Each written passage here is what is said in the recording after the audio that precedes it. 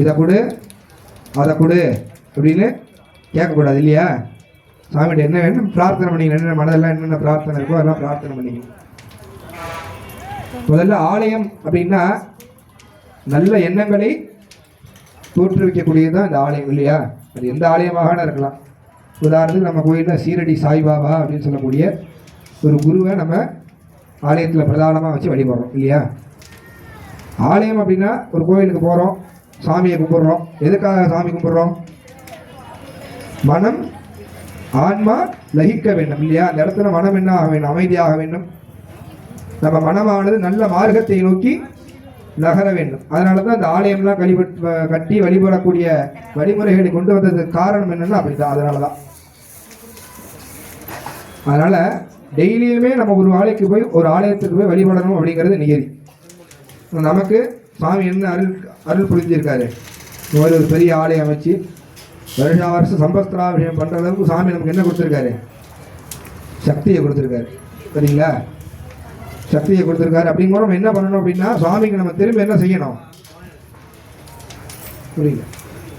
ஆமாம், பிரதி உபகாரம். சரிங்களா? ஐயா நிறைய கோயிலுக்கு போவாராட்டுருக்கு. கரெக்டாக சொல்கிறாரு எல்லாத்தையும். அப்போ அந்த அந்த பிரதி உபகாரம்னு சொல்கிறாங்க இல்லையா? அதுதான் இந்த மாதிரி யாகங்கள். பக்ஷத்துக்கு ஒரு தடவை சாமிக்கு ஏதாவது பண்ணணும். ஒரு பக்ஷம் அப்படின்னா 15 நாள். கிருஷ்ணபக்ஷம் சுக்லபக்ஷம் அப்படின்றது.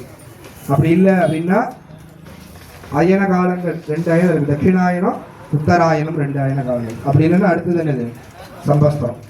இதுல எல்லாம் சாமிக்கு என்ன பண்ணணும்? இந்த மாதிரி ஸ்தபனம் பண்ணி சாமிக்கு அபிஷேகம் பண்ணணும்னு சொல்லியிருக்கு.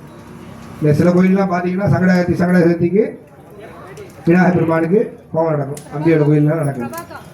இந்த மாதிரி ஒரு பட்சத்துக்கு ஒரு தடவை, இல்லைன்னா அயனத்துக்கு ஒரு தடவை, இல்லைன்னா சம்பஸ்தத்துக்கு ஒரு தடவை சுவாமிக்கு இந்த மாதிரி யஜ்ஞம் பண்ணி மூலமந்திர ஆகுதிகள்லாம் கொடுக்கப்பெற்று சாமி கொண்டு போய் அபிஷேகம் பண்ணணும் அப்படின்னு சாஸ்திரத்தில் சொல்லியிருக்கு.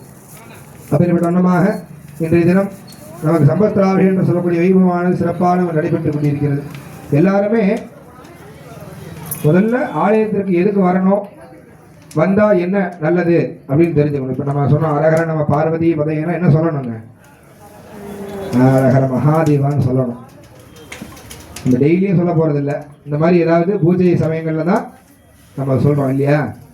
அப்படிப்பட்டோம் அந்த இதெல்லாம் சொன்னால் தான் என்ன ஆகும் அப்படின்னா நம்ம மனதுக்குள்ள நல்ல எண்ணங்கள் தோணும். மனிதனுடைய இயல்பு அப்படின்னா எதுக்காக இந்த ஆலயம்லாம் வச்சுருக்காங்க அப்படின்னா மனிதனுக்குள்ள ஒரு 6 எண்ணங்கள், தீய எண்ணங்கள் இருந்துகிட்டே இருப்பாங்க எப்போவுமே. இந்த 5 அறிவு பார்த்தீங்கன்னா சாமி கும்பிடுவோன்னு பார்த்தா அது கொஞ்சம் சிரமம் தான் இல்லையா? 6வது அறிவு இருக்கக்கூடிய மனிதன் தான் என்ன பண்ணுறான்? சாமி கும்பிட்றான். எதற்காக? இந்த கர்மாவின் இந்த பிறப்பினுடைய